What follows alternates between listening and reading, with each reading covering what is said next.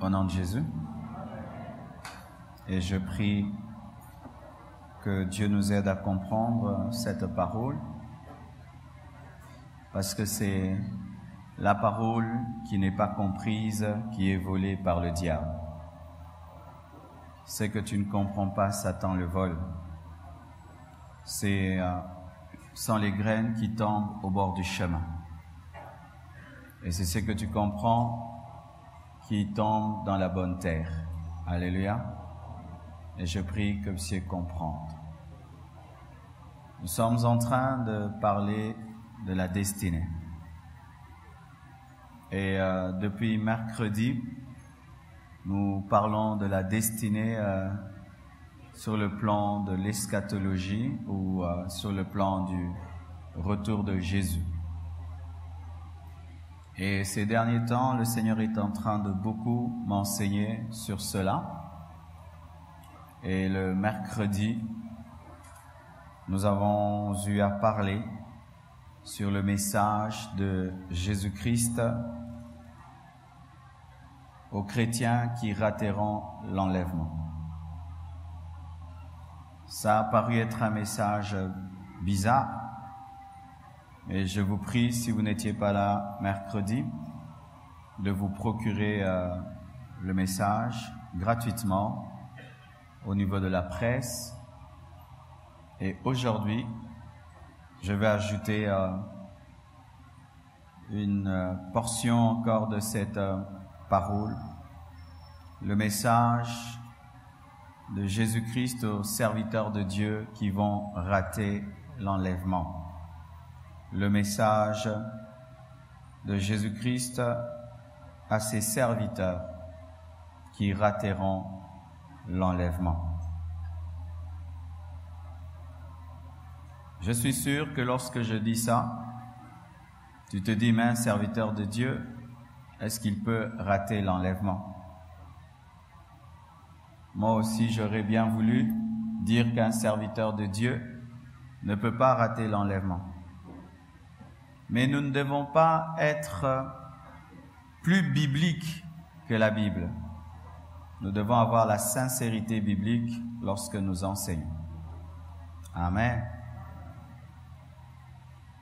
Le message de Jésus-Christ à ses serviteurs qui vont rater l'enlèvement, c'est le thème de ce soir. Apocalypse 17, 1 à 3 nous dit ceci. Après cela, je vis 4 anges debout aux 4 coins de la terre. C'est Jean qui parle. Ils retenaient les 4 vents de la terre afin qu'il ne soufflât point de vent sur la terre, ni sur la mer, ni sur aucun arbre. Et je vis un autre ange qui montait du côté du soleil levant et qui tenait le sceau du Dieu vivant. Il criait d'une voix forte aux 4 anges à qui avait été donné de faire du mal à la terre et à la mer. Lorsque nous lisons ce passage, il s'agit de la tribulation. Et la tribulation, c'est la période qui viendra après l'enlèvement de l'Église. Après l'enlèvement de l'Église, il y aura une période appelée tribulation, au cours de laquelle Dieu va juger la terre et Satan aussi va en profiter pour faire du mal.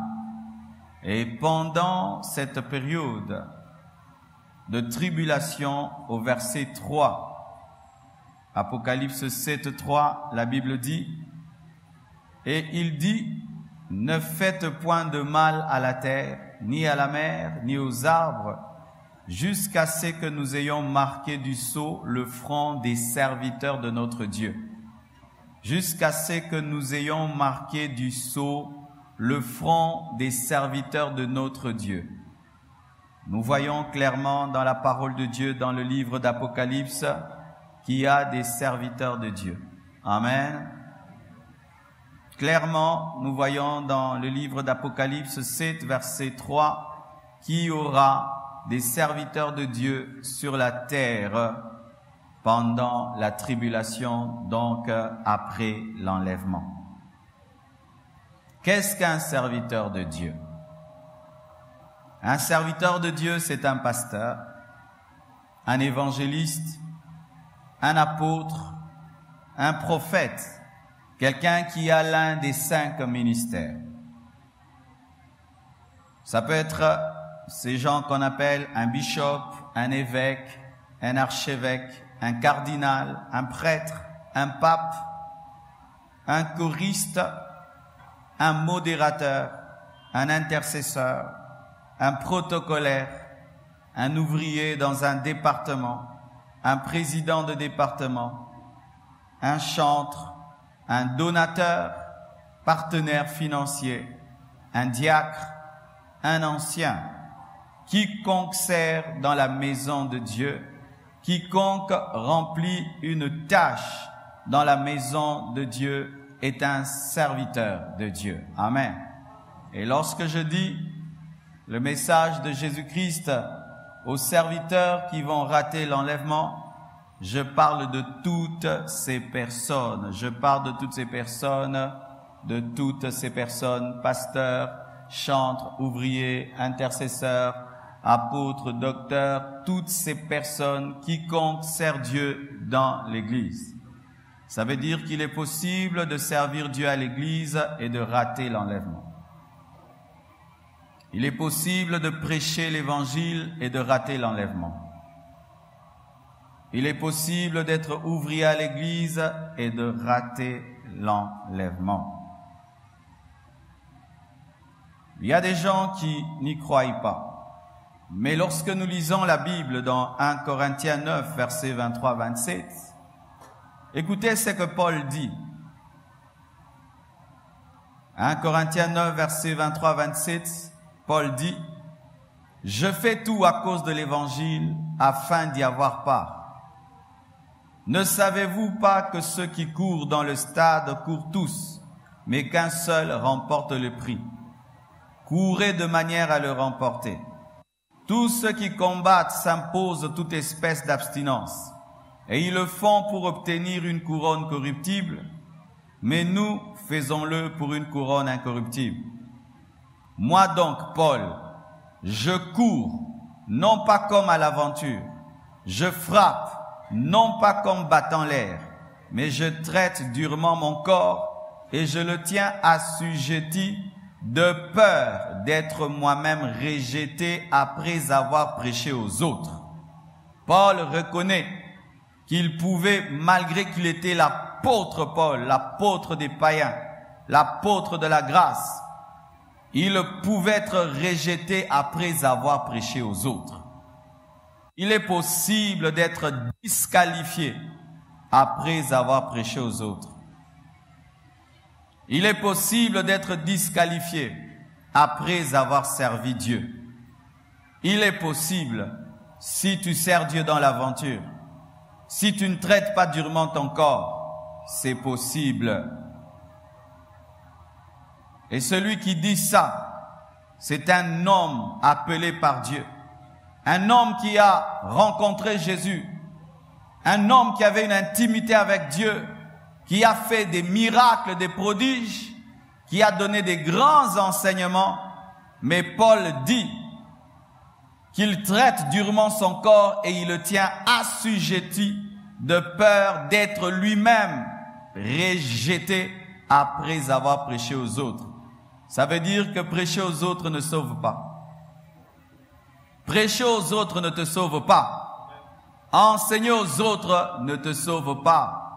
Servir les autres ne te sauve pas. Il est possible de servir Dieu et d'être rejeté le jour de l'enlèvement. Un passage qui conforte encore cela. Matthieu 7, 21 à 23. Matthieu 7, versets 21 à 23. Ceux qui me disent Seigneur, Seigneur, n'entreront pas tous dans le royaume des cieux, mais celui-là seul qui fait la volonté de mon Père qui est dans les cieux. Plusieurs me diront ce jour-là, Seigneur, Seigneur, n'avons-nous pas prophétisé par ton nom? N'avons-nous pas chassé les démons par ton nom? Et n'avons-nous pas fait beaucoup de miracles par ton nom? Alors je leur dirai ouvertement, je ne vous ai jamais connus. retirez-vous de moi, vous qui commettez l'iniquité. Ce passage nous révèle clairement que des serviteurs de Dieu peuvent rater l'enlèvement. Ce sont les serviteurs de Dieu qui disent « Seigneur, Seigneur ». Ce sont les serviteurs de Dieu qui prophétisent. Ce sont les serviteurs de Dieu qui chassent les démons. Ce sont les serviteurs de Dieu qui font des miracles.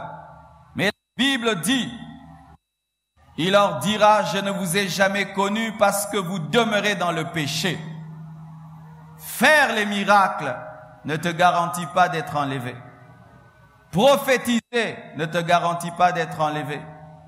Chasser les démons ne te garantit pas d'être enlevé. Manifester les dons spirituels ne te garantit pas d'être enlevé. Détrompez-vous, vous qui faites des miracles. Détrompez-vous, vous qui chassez les démons. Détrompez-vous, vous qui prophétisez. Cela ne vous garantit pas d'être enlevé. Détrompez-vous. Vous qui faites des choses pour Dieu, vous qui travaillez à l'église, détrompez-vous. Cela ne vous garantit pas l'enlèvement. Frères et sœurs, je peux vous dire ceci, que dans la tribulation, après l'enlèvement, il y aura des serviteurs de Dieu. Je vous ai lu Apocalypse 7, verset 1, jusqu'au verset 3. On parle des serviteurs de Dieu sur lesquels Dieu met le sceau de l'Esprit. Et maintenant, écoutez ceci.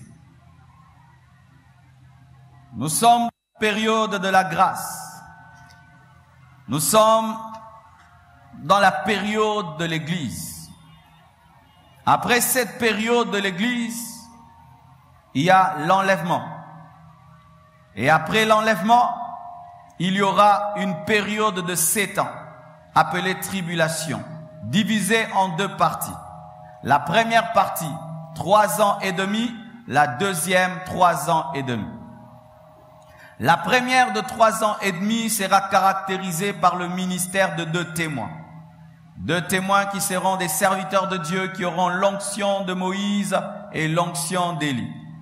Après leur mort, l'Antichrist va commencer son règne aussi pour 3 ans et demi. Ça fait 7 ans. Alléluia. Dans la première partie, il n'y aura pas la marque de la bête, les 3 ans et demi, parce que les gens disent la tribulation, directement la marque de la bête. Non. La marque de la bête va commencer au milieu de la tribulation, pendant 3 ans et demi. Alléluia. Et voici ce qui va arriver. Si Jésus revient maintenant, et que tu étais un faux serviteur de Dieu, voici ce qui va t'arriver. Ça peut te pousser à te repentir. Alléluia. Ça peut te pousser à te repentir, à demander pardon. Et ainsi, tu deviens un vrai serviteur. Si Jésus revient et que tu es infidèle, tu rates l'enlèvement, tu peux te repentir et tu deviens un chrétien spirituel. Et aussi, si Jésus revient et les païens restent, mais ils apprennent que l'enlèvement dont parlaient les chrétiens est arrivé, certains païens peuvent se repentir. Peut-être que cela est en train de bousculer ta doctrine sur l'enlèvement, car souvent on nous a enseigné que après l'enlèvement, le Saint-Esprit n'agira plus, personne ne va se repentir, personne ne sera sauvé. Ce n'est pas écrit dans la Bible. Voici un verset, Apocalypse 11, verset 13, qui montre qu'il y aura des repentances pendant la tribulation. Apocalypse 11, verset 13. Le chapitre d'Apocalypse 11 est consacré aux 2 témoins. Et après leur mort, lorsqu'ils seront tués par l'Antichrist, on va les mettre sur la route et on ne va pas les enterrer. Les gens seront contents qu'ils soient morts parce que leur prophétie avait dérangé les gens, dérangé les pécheurs. Et après qu'on les ait abandonnés pendant plus de 3 jours, leurs cadavres, une voix se fera entendre et dira « Montez ici ». Et lorsqu'ils vont monter, il y aura un tremblement de terre et les gens auront peur et certains vont se repentir. Apocalypse 11, verset 13. La Bible dit ceci. À cette heure-là, il y eut un grand tremblement de terre et la 10e partie de la ville tomba. 7000 hommes furent tués dans ce tremblement de terre et les autres furent effrayés et donnèrent gloire au Dieu du ciel. Amen. Ça veut dire qu'il y aura des repentances. Des repentances. C'est pas que je vous encourage à négliger l'enlèvement et dire, comment on pourra se repentir après l'enlèvement? Comment on pourra prendre les choses au sérieux après l'enlèvement? Donc c'est aussi une bonne chose, détrompez-vous. Alléluia. Mais je vous enseigne la parole de Dieu telle qu'elle est, parce qu'il y a des gens qui enseignent que il n'y aura pas le Saint-Esprit, il n'y aura pas de repentance, mais la Bible nous dit qu'on marquera du sceau de Dieu les serviteurs de Dieu, et le sceau de Dieu c'est le Saint-Esprit, et il n'y a pas de repentance sans l'action du Saint-Esprit. La différence sera que le Saint-Esprit n'aura pas un tabernacle appelé l'Église, mais il va continuer à agir parce qu'il agit même avant la Pentecôte. Amen. Il agissait dans le ministère des prophètes de l'Ancien Testament, il agissait dans Genèse, il va continuer à agir même après l'enlèvement de l'Église pour convaincre les personnes qui, pendant cette période-là, vont se tourner vers Dieu. Amen. Écoutez ceci. Je ne suis pas un fataliste, un homme qui voit le monde en noir, mais j'aime dire les choses telles qu'elles sont. Plusieurs serviteurs de Dieu vont rater l'enlèvement. Plusieurs serviteurs de Dieu. Sur 10 pasteurs, peut-être 8 vont rater l'enlèvement. Sur 10 évangélistes, peut-être 8. Sur 10 ouvriers dans les églises, peut-être 8. Beaucoup de serviteurs de Dieu. Ouvriers, chantres, protocolaires, anciens, diacres, prédicateurs, beaucoup rateront l'enlèvement. Beaucoup. Pourquoi je le dis? Quand vous lisez Matthieu 7, versets 21 à 23, remarquez ceci.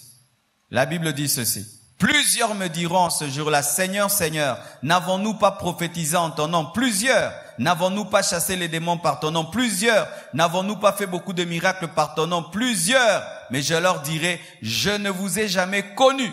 Plusieurs. Plusieurs qui font des miracles. Plusieurs qui prophétisent. Plusieurs qui servent Dieu. Plusieurs.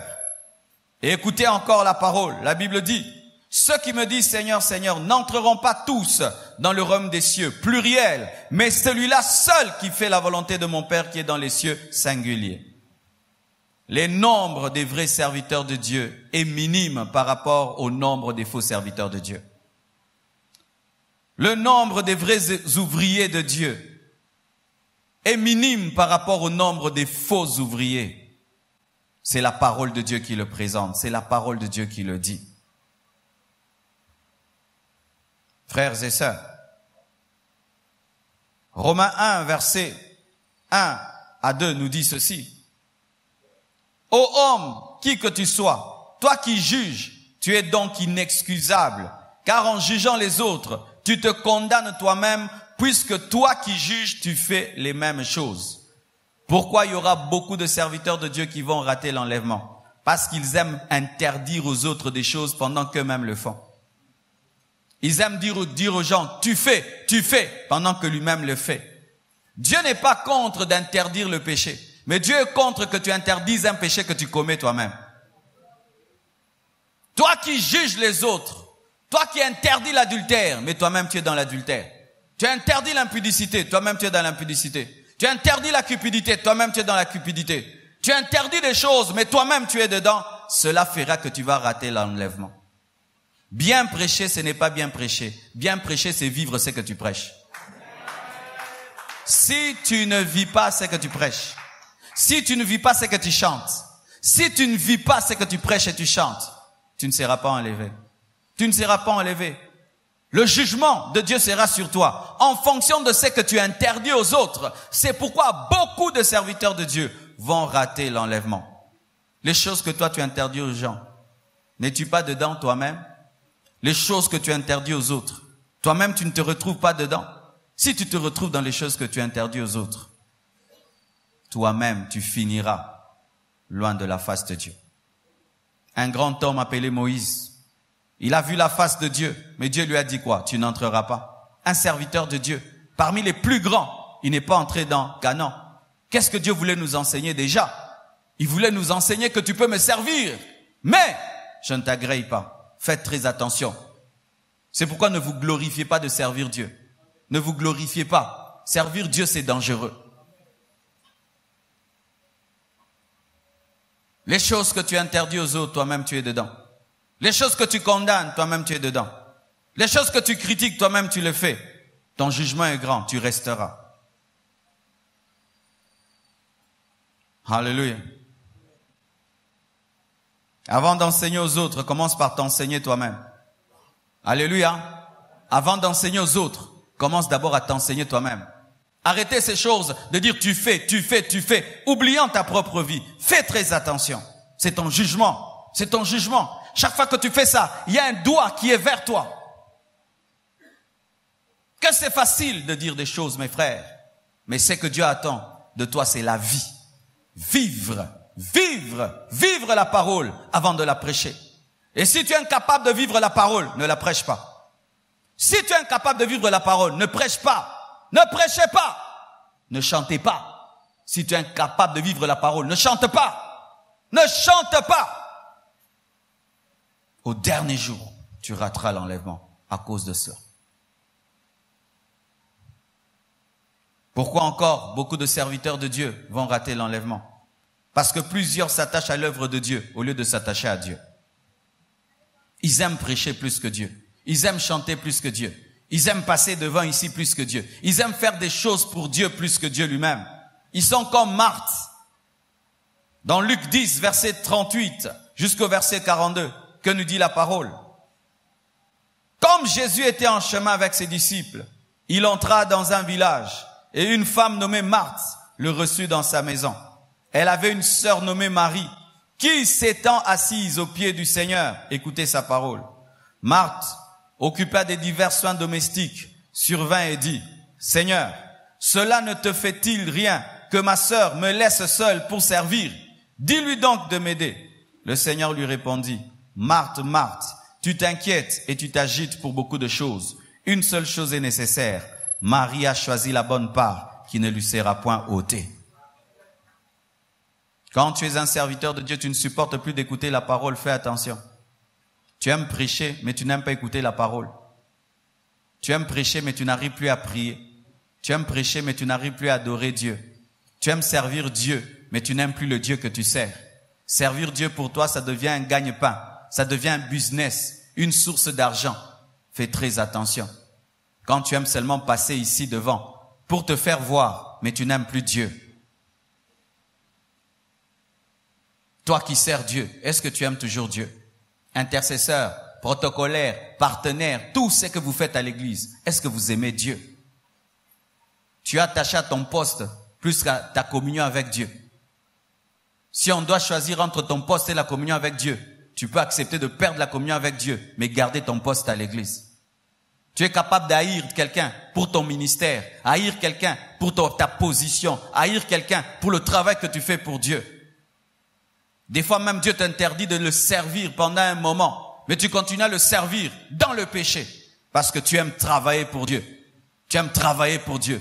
Tu aimes préparer pour Jésus, mais tu n'aimes pas l'écouter. Beaucoup de serviteurs de Dieu vont rater l'enlèvement à cause de ça.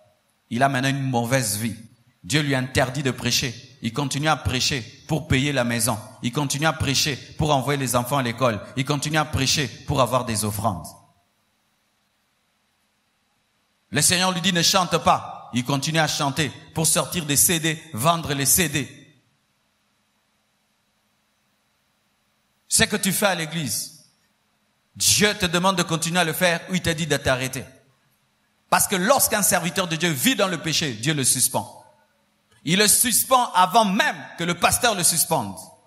Quand tu es spirituel, tu te suspends.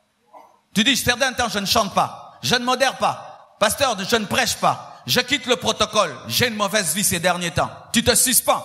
Mais quand vous continuez, protocole, ceci, cela, mais vous avez des sales vies, vous aimez l'œuvre de Dieu plus que le Dieu de l'œuvre et vous raterez l'enlèvement. Vous raterez l'enlèvement. Parce que lorsque tu sers Dieu dans le péché et que tu n'es pas frappé pendant que tu le sers, tu penses qu'il t'a fait grâce alors que tu es sous l'emprise d'un esprit d'égarement. Détrompez-vous, vous qui servez Dieu dans le péché et aucun malheur ne vous arrive. Ne pensez pas que vous avez échappé à Dieu. Non, Dieu te laisse pour bien te frapper. Frères et sœurs, toi qui sers Dieu, entre l'œuvre de Dieu et Dieu, tu aimes qui? Tu aimes qui? Celui qui aime Dieu, il arrête de servir Dieu lorsque sa vie est incompatible avec son service. Lui-même s'arrête. Je me souviens, je priais à l'église, notre église mère, très respectée, un frère respecté. Mais un jour, un pasteur invité prêche. C'était ma vie. Il a prêché des péchés que je commettais. Et après qu'il ait prêché, il a invité des gens devant. Il a prié pour eux. Les gens sont tombés. Et quand ils tombent, c'est nous qui allons prier pour eux à la permanence. Et on m'a dit, Marcelo, va prier pour eux. J'ai dit, je ne peux pas prier. Je me retrouve dans les mêmes choses que cette personne qui est tombée. Il faut qu'on prie pour moi, que je me répande, que Dieu me délivre. C'est alors que je prierai. Tu aimes trop servir Dieu. Trop servir Dieu. Que tu as oublié qu'est-ce que la communion avec Dieu. Tu aimes trop servir Dieu. Que tu as oublié qu'est-ce qu'écouter Dieu. Tu aimes trop l'église, que tu as oublié d'avoir une communion avec Dieu. Faites très attention. Lorsque le service pour Dieu prend la place de Dieu. Alléluia. Pourquoi beaucoup de serviteurs de Dieu vont rater l'enlèvement? Parce que beaucoup de serviteurs de Dieu marchent dans la chair au lieu de marcher dans l'esprit. Beaucoup de serviteurs de Dieu. Et quand je dis serviteurs de Dieu, je ne parle pas que des prédicateurs. Je parle des ouvriers, de quiconque fait quelque chose dans l'église. La chair qui nous dirige. Galates 5, versets 16 à 21 nous dit ceci. Galates 5, 16 à 21. Marchez selon l'esprit, et vous n'accomplirez pas les désirs de la chair. Car la chair a des désirs contraires à ceux de l'esprit, et l'esprit en a des contraires à ceux de la chair. Ils sont opposés entre eux, afin que vous ne fassiez point ce que vous voudriez. Si vous êtes conduits par l'esprit, vous n'êtes point sous la loi. Or, les œuvres de la chair sont manifestes. Ce sont l'impudicité, l'impureté, la dissolution, l'idolâtrie, la magie, les inimitiés, les querelles, les jalousies, les animosités, les disputes, les divisions, les sectes, l'envie, l'ivrognerie, les excès de table et les choses semblables. Écoutez ce que la parole dit au verset 21. Je vous dis d'avance, comme je l'ai déjà dit, que ceux qui commettent de telles choses n'hériteront point le royaume de Dieu. Ceux qui commettent de telles choses n'hériteront point le royaume de Dieu. Les impudiques ne seront pas enlevés. Les impurs ne seront pas enlevés. Les idolâtres ne seront pas enlevés. Les magiciens, les gens qui ont des querelles, des jalousies, des animosités, des disputes, des divisions, ceux qui sont dans des sectes ne seront pas enlevés. Ceux qui vivent dans l'envie ne seront pas enlevés. Les ivrognes ne seront pas enlevés. Ceux qui sont dans la gourmandise ne seront pas enlevés. Et tous ceux qui commettent les choses qui ressemblent à ces choses ne seront pas enlevés. Qui dit cela? L'apôtre de la grâce. Que ceux qui commettent de telles choses n'hériteront point le royaume de Dieu.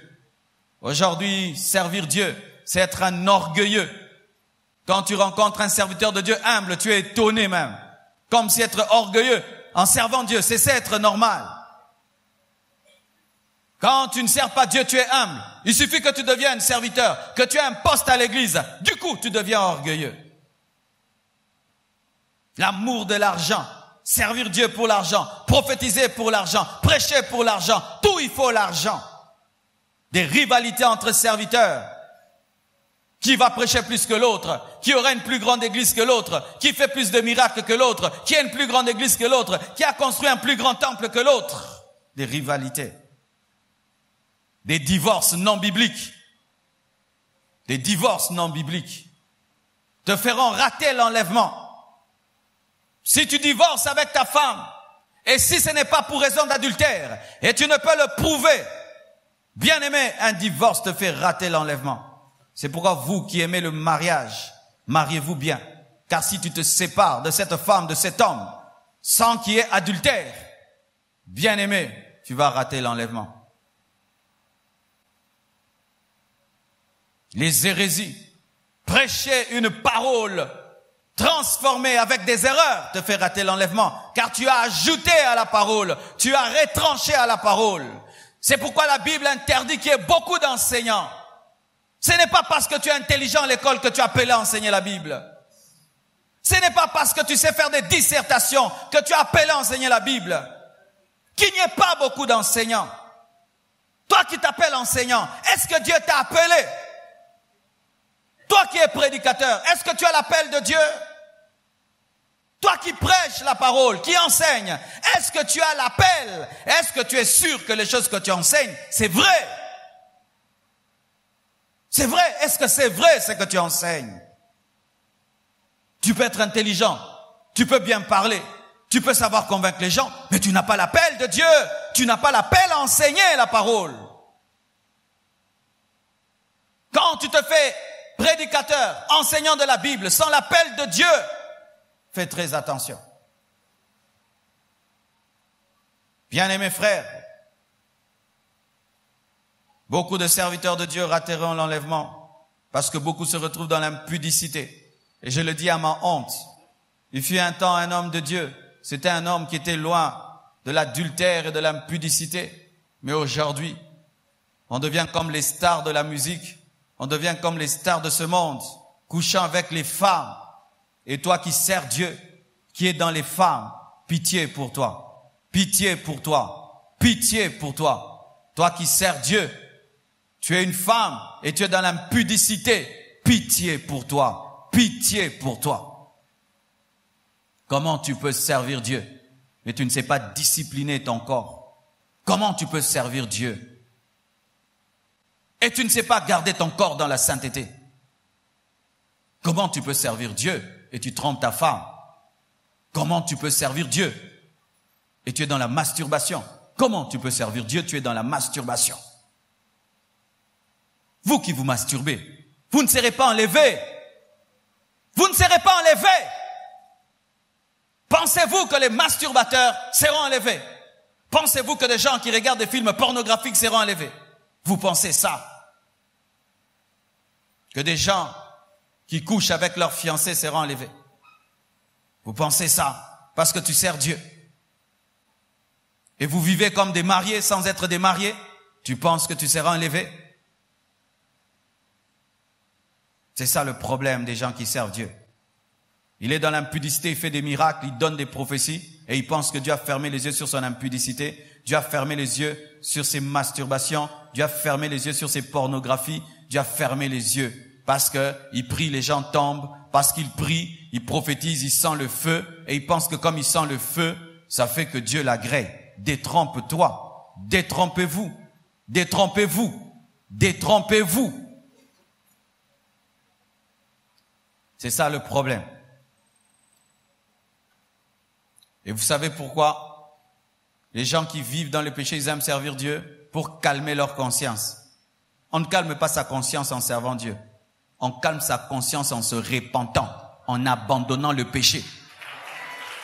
Tu peux servir Dieu 1000 ans, 24 heures sur 24 heures dans le péché. Il n'a que faire de ton service. Tu es une assiette sale. Une assiette sale.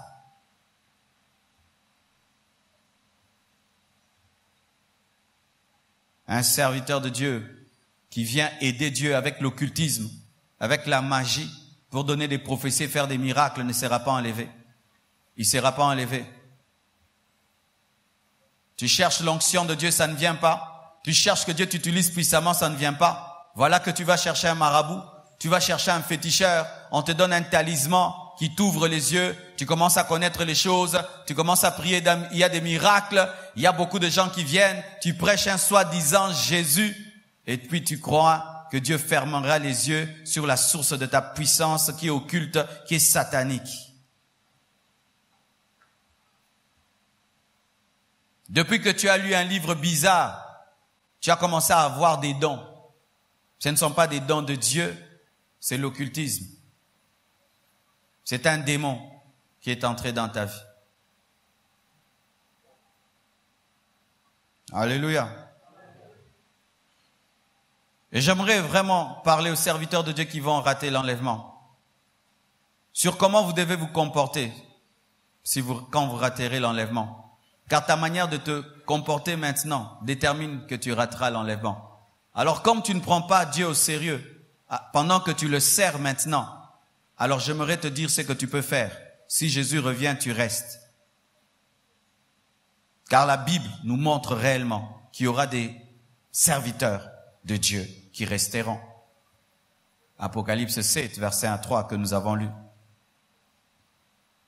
Nous voyons dans Apocalypse 11, verset 1 à 10, la Bible dit, « On me donna un roseau semblable à une verge, en disant, lève-toi et mesure le temple de Dieu, l'autel et ceux qui y adorent. Mais le parvis extérieur du temple, laisse-le en dehors et ne le mesure pas, car il a été donné aux nations. Elles fouleront au pied la ville sainte pendant 42 mois. 42 mois, c'est 3 ans et demi. Je donnerai à mes 2 témoins le pouvoir de prophétiser. Il y aura des prophéties dans la tribulation. Revêtus de sacs pendant 1260 jours, toujours 3 ans et demi. Ce sont les 2 oliviers et les 2 chandeliers qui se tiennent devant le Seigneur de la terre. Si quelqu'un veut leur faire du mal, du feu sort de leur bouche et dévore leurs ennemis.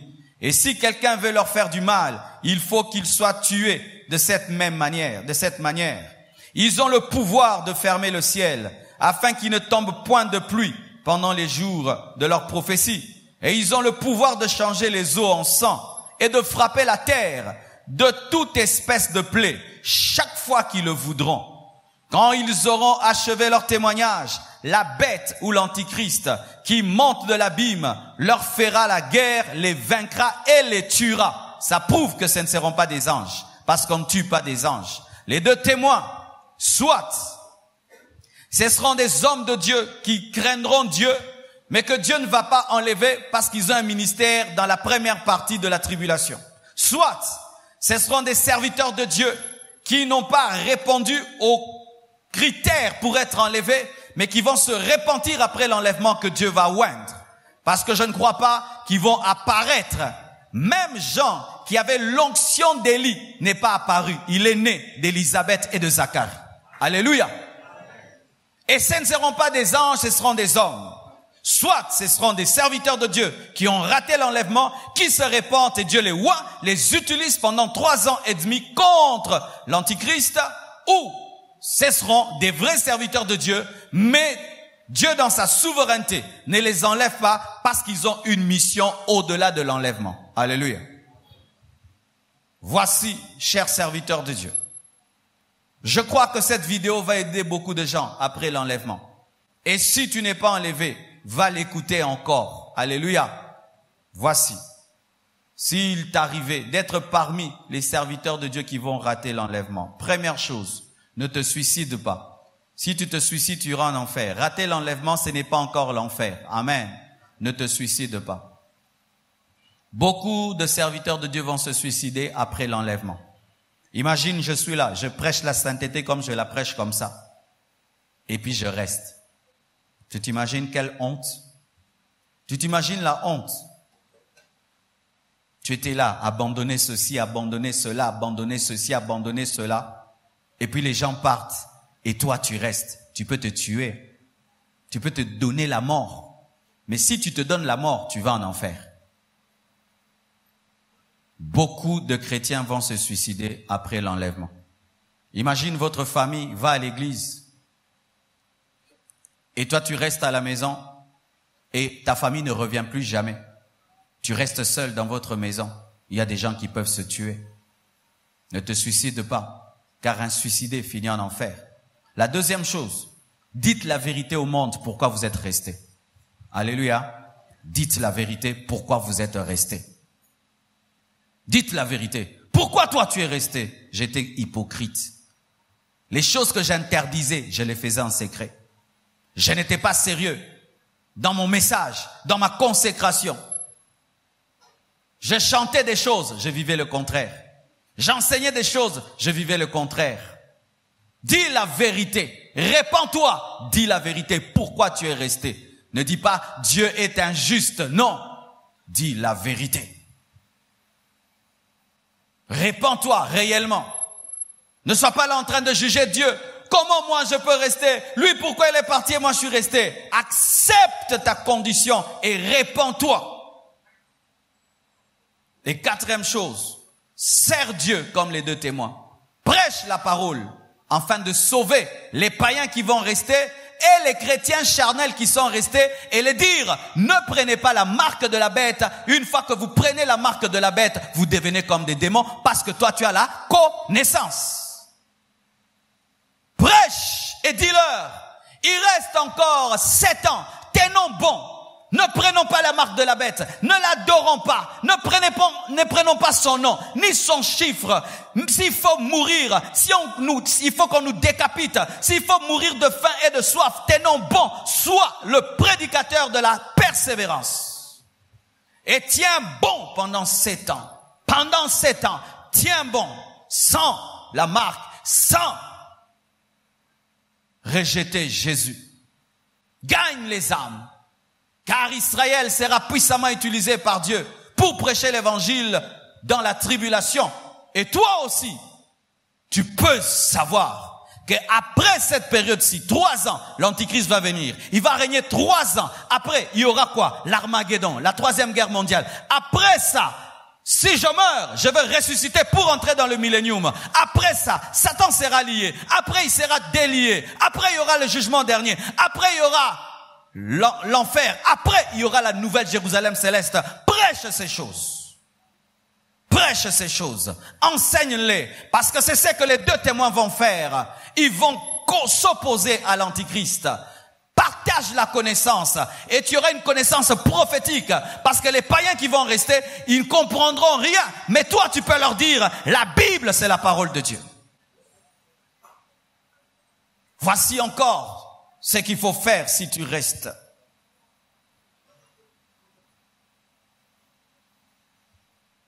Il ne faut pas, si tu es un pasteur, et je crois qu'un pasteur me suit, s'il arrivait que je reste entre guillemets, on ne viendra plus prier ici. Tous les temples construits par les chrétiens seront récupérés par l'Antichrist. Et si on sait que vous avez un programme mercredi, vendredi, dimanche, on vous attend à la porte, et on vous présente la marque de la bête. Si vous refusez, on vous décapite.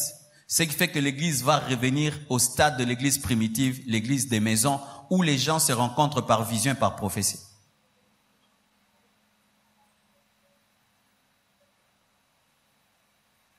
Un pasteur reste après l'enlèvement. Il ne viendra plus prêcher comme ça. Tu prêches comme ça, on te tue. Tu vas commencer à prêcher dans les maisons. Et de deux, tu vas plus prêcher à la télé. Parce que pour prêcher à la télé, il faut que tu payes. Et tu ne peux pas payer si tu n'as pas la marque de la bête.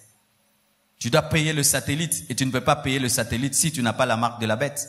Tu ne pourras même pas être sur Facebook, sur Internet, parce qu'il faut acheter les unités. Et si tu n'as pas la marque de la bête, tu ne peux pas acheter les unités. Donc, tu n'auras plus de téléphone. Tu n'auras plus d'unité. Tu n'auras plus l'Internet. L'Église va revenir à l'étape d'écrire des lettres et de les donner. C'est ce qui va arriver. Il n'y aura plus d'Internet. Seuls ceux qui ont la marque de la bête auront l'Internet. Seuls ceux qui ont la marque de la bête auront des unités. Seuls ceux qui ont la marque de la bête pourront acheter des téléphones. Seuls ceux qui ont des marques de la bête pourront recharger leur téléphone, parce que pour recharger un téléphone, tu dois payer l'électricité. Mais pour payer l'électricité, tu dois avoir la marque de la bête. Est-ce que vous pourrez résister à ça? Pasteur, serviteur de Dieu, prédicateur, tu pourras vivre dans un tel monde?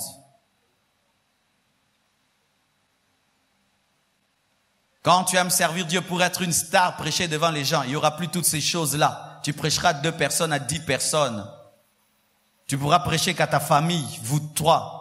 Et maintenant, si l'un de vos enfants ne supporte pas la faim, il ne supporte pas la faim et il entend que chez les voisins, ils mangent, ils ont tout ce qu'ils ont, parce qu'ils ont la marque de la bête. Ton fils peut accepter la marque de la bête pour manger, pour vivre, mais c'est lui qui va dire que papa n'a pas la marque de la bête et lui te vendra.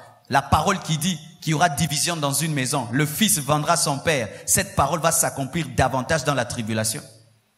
Et maintenant, si vous êtes à 10 dans une église de maison et parmi vous il y a des faux frères qui ne supportent pas la faim, la famine, pour la crainte de Dieu, et lui maintenant il prend la marque de la bête, il peut révéler à l'antichrist où vous priez. Il vous trahira. Et la marque de la bête aura un GPS. La marque de la bête. Vous savez, au début, quand il n'y avait pas la technologie que les églises enseignaient sur la marque de la bête, nous pensions que ce n'était qu'un cachet. Mais aujourd'hui, nous savons que ce n'est pas qu'un cachet. C'est un code barre. Et c'est aussi une puce qui te permet de te répertorier et de maîtriser tout sur ta vie et qui peut être poursuivi par un satellite. Alors, si quelqu'un a la marque de la bête, il dit seulement, je vais aller prier avec eux.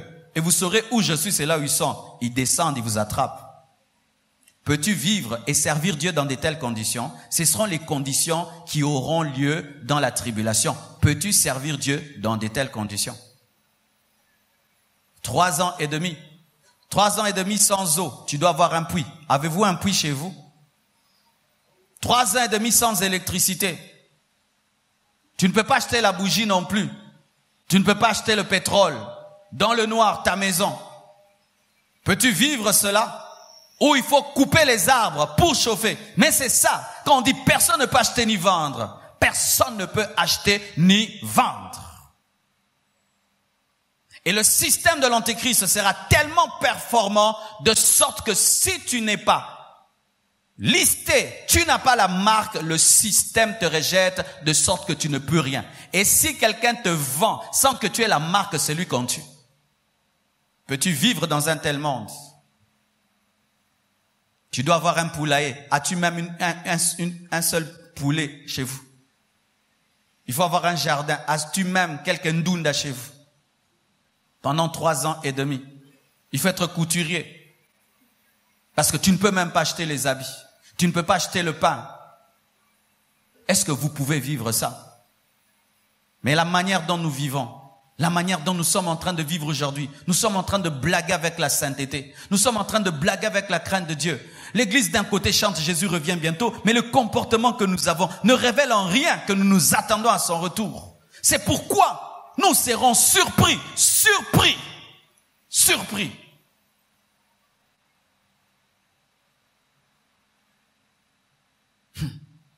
Toutes ces grandes églises que nous sommes en train de construire, si Jésus revient, nous ne prierons pas dedans. Et le 3/4 des fidèles des églises vont rester. Il n'y a qu'à voir la qualité de vie des gens. Ils prient, mais ils trichent à l'école. Ils prient au boulot, ils vivent pas de leur salaire. Ils vivent dans la corruption et ils prient. Ils prient devant l'argent, on n'est plus chrétien. Devant les points, on n'est plus chrétien. Rien que devant un visa, on peut mentir. On peut mentir pour voyager. Pour voyager, on peut mentir. Et vous pensez que tous ces chrétiens qui ont voyagé en Europe avec des mensonges seront enlevés? Vous qui êtes en Europe avec des mensonges, est-ce que vous serez enlevés? Tu as menti des choses. Et chaque mois, tu renouvelles ton mensonge. Le gouvernement veut me tuer. Tu n'es même pas un politicien. Des gens qui vivent dans le mensonge. Ils ont des faux papiers avec des faux noms. Des faux noms.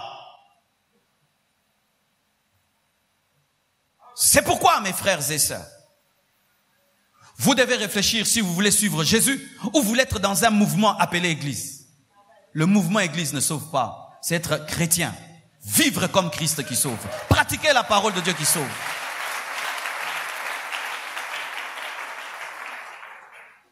Alléluia. Oh. Bien-aimés frères et sœurs,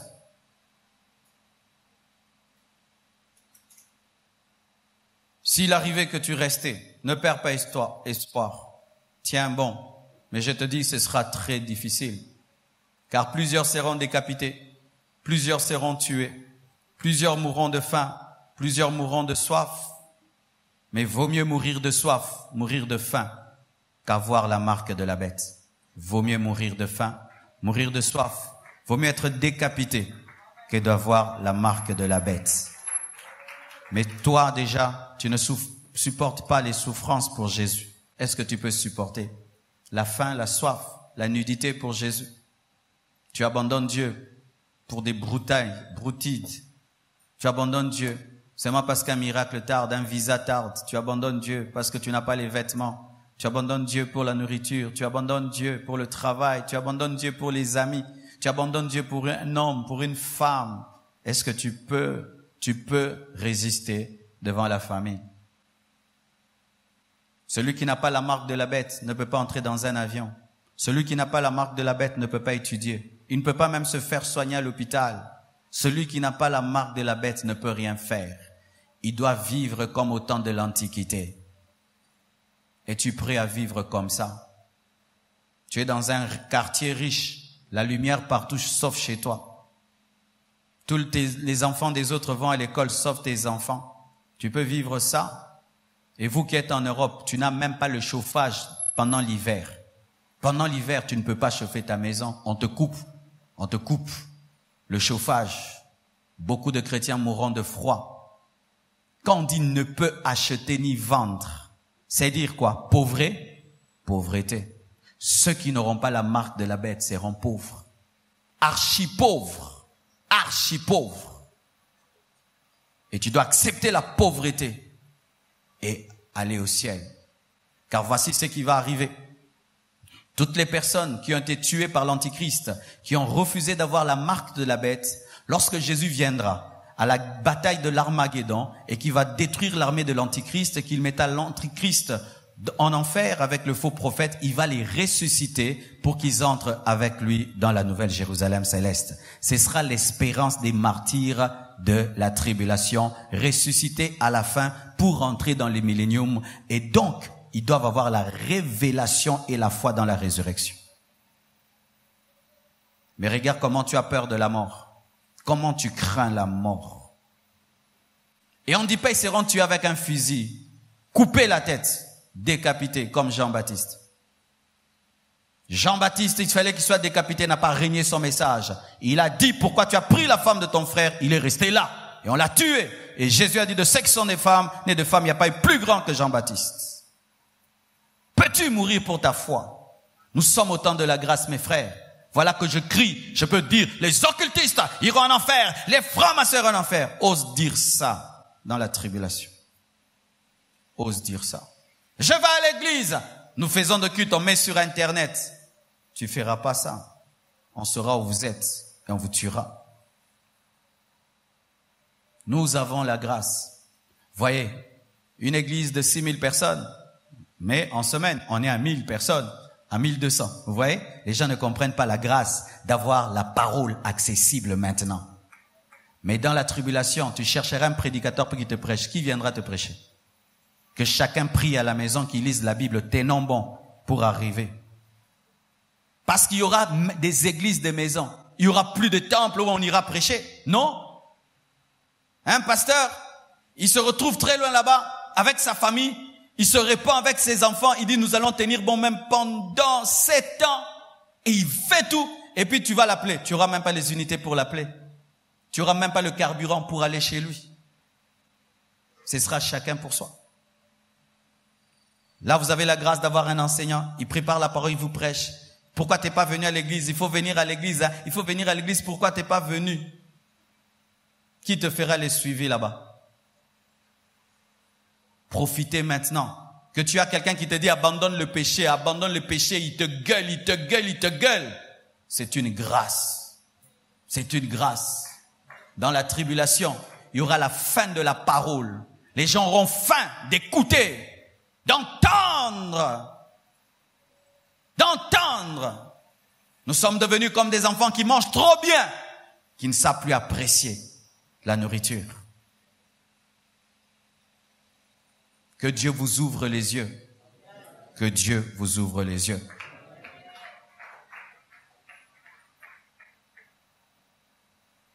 Je termine, mes frères, en disant ceci.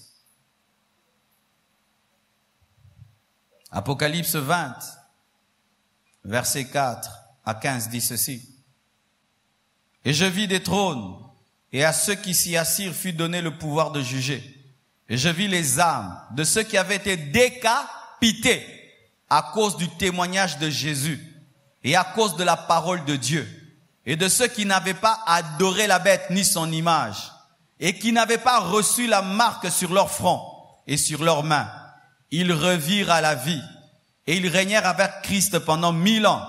Les autres morts ne revinrent point à la vie jusqu'à ce que les 1000 ans fussent accomplis. C'est la première résurrection.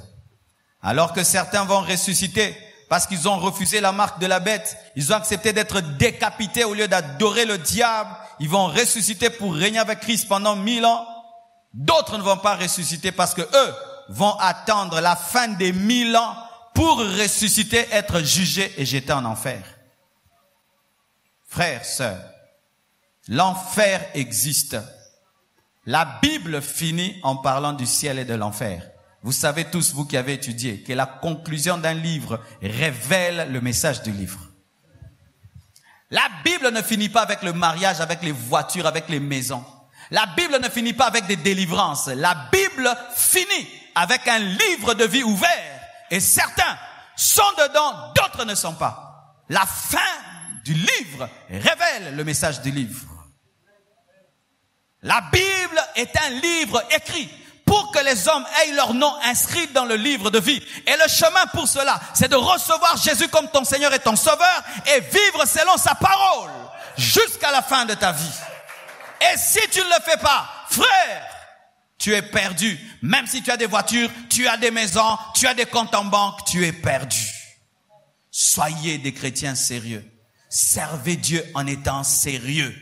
Il n'y a pas un Dieu du pasteur, un Dieu du fidèle. Si les fidèles doivent craindre Dieu, je dois le craindre. Ce n'est pas parce que je passe ici devant que moi j'ai le droit de commettre des péchés. Et vous, non. Souvent nous nous trompons ainsi lorsque nous commençons à servir Dieu. C'est pourquoi beaucoup de serviteurs de Dieu vont rater l'enlèvement. Que Dieu vous bénisse abondamment.